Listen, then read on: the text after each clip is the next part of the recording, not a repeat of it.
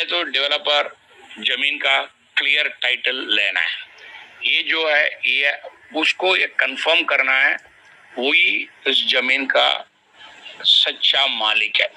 Okay, और ये भी उसको प्रूफ करना है उसका अंदर कोई जोपड़ा पट्टी नहीं है, कोई लीगल कॉम्प्लिकेशन नहीं है, दूसरा का ताबे में नहीं है, ये सब कुछ उसको प्रूफ करना है। ओके, पहले वो जो लेना और उसको ऊपर उसका जो वारिसदार का जो क्लाइम रहता है वो सब नहीं है, ये सब प्रूफ करना है। ओके, अभी समझ लो ये कोई रीडेवलपमेंट प्रोजेक्ट है, बिल्डर को दिया जाता है, भाई झोपड़ा भट्टी वाला सब कुछ रीडेवलपमेंट के लिए करते हैं, तभी उसके लिए डेवलपमेंट राइट करके एक डॉक्यूमेंट है वो करके देना पड़ता है। ओके, इसके लिए उसको बिल्डर को डेवलपमेंट एग्रीमेंट फॉर्म करके एक होता है और उसका साथ में उसको पावर ऑफ अटॉर्नी भी सबमिट करना पड़ता है। ये जो सर्टिफिकेट क्लियर करने का टाइम है 15 दिन है, कॉस्ट है 50 रुपया पर CTS है। प्रॉपर्टी कार्ड का रजिस्ट्रेशन नहीं है, जरूरत नहीं है, बिकॉज ऑलरेडी ये झोपड़ा पट्टी रजिस्टर हो चुका है। और टाइटल ओनरशिप सर्टिफिकेट है, आपको झोपड़ा पट्टी वाला वो जो रेवेन्यू डिपार्टमेंट में जाके अप्रोच करके वो आपको लेके देंगे। अभी लैंड क्लियरेंस है, अभी आपको पहले ही बता चुका हूँ ये गवर्नमेंट है, हर कोई बिल्डिंग का अलग अलग जोन में बनाया गया। सो आपको पहले तो ये देखना है भाई ये लैंड है हमारा कौन सा जोन में आता है, रेजिडेंशियल में आता है, कमर्शियल में आता है, इंडस्ट्रियल में आता है, ये सब कुछ आपको देखना पड़ेगा। समझो ये जमीन आपको एग्रीकल्चर लैंड है, इसको पहले नॉन एग्रीकल्चर लैंड करके आपको परमिशन लेना है। इसके लिए परमिशन आपको अर्बन डेवलपमेंट कॉर्पोरेशन से मिलेगा। ओके, अभी महाराष्ट्र टाउन प्लानिंग डिपार्टमेंट है, उसके बाद ये प्रपोजल है आपको कंसर्न जोनल अथॉरिटी का ऑफिसर के पास भेजेगा। जोनल डेवलपमेंट है शुड बी वो जो है एयरपोर्ट अथॉरिटी ये सब कुछ चेक करने के बाद आपको अप्रूव करता है। बिल्डिंग प्लान है पास कभी होता है, ये सब कुछ है मॉनिटर बाय द म्युनिसिपैलिटी और आर्किटेक्ट के हिसाब से। नॉन एग्रीकल्चर परमिशन है नॉट रिक्वायर्ड, जब भी आपको NA का परमिशन लगता है, जरूरत नहीं है बम्बई म्युनिसिपल लिमिट में।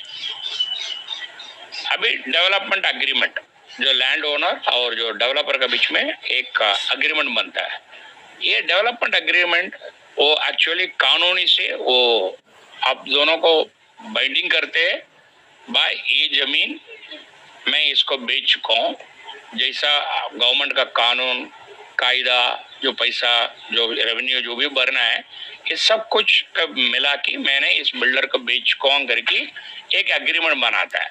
उसमें जो भी टर्म्स एंड डेवलपमेंट राइट्स है आपको DC रूल में लिखाया रहता है, वो सब कुछ उसका अंदर लिखना जरूरी है। अभी कन्वेंस डीड है, कन्वेंस डीड क्या होता है, ये लीगल डॉक्यूमेंट है, एक आपको जो प्रॉपर्टी है दूसरा आदमी के पास बेचती है, जैसा हो सकता है वो गिफ्ट होगा, एक्सचेंज होगा, लीज होगा, मोर्टगेज होगा, जो भी होगा आपको जो ट्रांसफर करने के लिए जो भी काम होता है उसको कहते हैं कन्वेंस डीड। ओके, अभी कन्वेंस डीड में क्या क्या होता है, पहले बाउंड्री का प्रॉपर्टी होता है, पावर ऑफ अटॉर्नी कुछ होगा तो वो बताना पड़ता है। अभी समझो कभी पहले A के पास जमीन था, उसके बाद B के पास आया, उसके बाद C के पास आया, उसके बाद D के पास आया, ये जैसे जैसे डिटेल्स हैं पूरा उसका अंदर रहेगा। उसका बाद जो अभी जो रिसेंटली आप जिसको बेचते उसकी डिटेल रहेगा। ओके, उसके बाद उसमें लिखा रहता है आपको प्रॉपर्टी कैसा हैंड ओवर करेगा आपको जो खरीदार से। अभी ये भी लिखना बहुत जरूरी है आपको ओनरशिप कैसा मिला, उसका डॉक्यूमेंट पूरा उसके साथ में अटैच करना पड़ता है। दोनों पार्टी जैसा वो खरीदता है जो बेचता है ये सब कुछ वो दोनों डॉक्यूमेंट में साइन करना पड़ता है। ओके, ये सब कुछ है आपको ट्रांसफर पेपर में कन्वेंस डीड में लिखाया रहता है। अभी कन्वेंस डीड आप साइन करने के पहले क्या क्या चीज लिखना है, आपको पहले तो जो बेचता है वो प्रॉपर्टी को लीगल इनकम्बरेंस मॉर्गेज नहीं है और कोई लीगल हेयर नहीं है, ये सब कुछ उसको कंफर्म करके, वो जो कहां से कंफर्म कर सकता है, सब रजिस्टर ऑफिस से सर्टिफिकेट कंफर्म कर सकता है, उधर अंदर सब डॉक्यूमेंट रहता है। एक कन्वेंस डीड के अंदर आपको लिखना है एग्जैक्ट कौन सा तारीख में आप पोर्शन दे रहे हो जो आपको पास से प्रॉपर्टी खरीदते। 4 महीने के अंदर अंदर आपको एग्जीक्यूशन डीड साइन करने के 4 महीने के अंदर अंदर जितना भी प्रॉपर्टी का डॉक्यूमेंट है वो सब लोकल रजिस्टर ऑफिस में रजिस्ट्रेशन का लिए सर्टिफिकेट सबमिट करना पड़ता। रजिस्ट्रेशन टाइम में कन्वेंस डीड को आपको साइन करना है 2 विटनेस को ऊपर। समझ लो, अभी आपको ये देखना चाहिए हम कन्वेंस डीड कैसा ऑब्टेन करेंगे, कैसा लेंगे।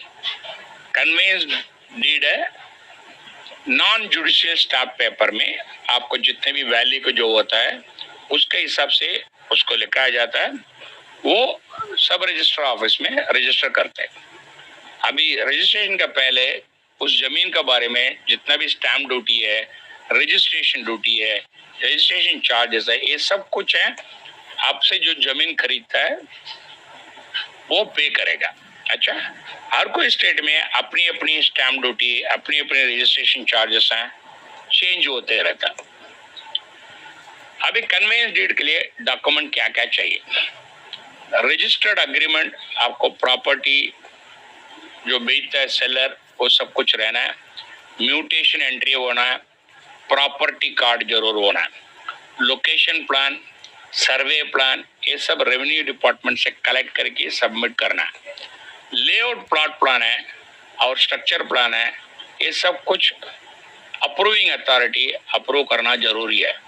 सर्टिफिकेट जैसा गवर्नमेंट का certificate, commencement certificate, completion certificate, occupancy certificate, architect certificate, हर कोई चीज है इसके साथ में अटैच करना है। आपको जमीन का जितना पुराना ओनर है वो सबको जो ओनर का नाम रहना है, उन्होंने कहाँ कहाँ स्टाम्प ड्यूटी पेमेंट किया उसका रिसिप्ट होना है। अभी एक बार ये जो आपको बेचने वाला है डील साइन कर देते हैं, पावर ऑफ अटर्नी है ऑफ डेवलपमेंट अग्रीमेंट उसको बना के देना पड़ता है, जिसका पास जो डेवलपर के पास वो जब बेचता है, वो पावर ऑफ अटर्नी के बिना आपको कोई डॉक्यूमेंट वैलिड नहीं है।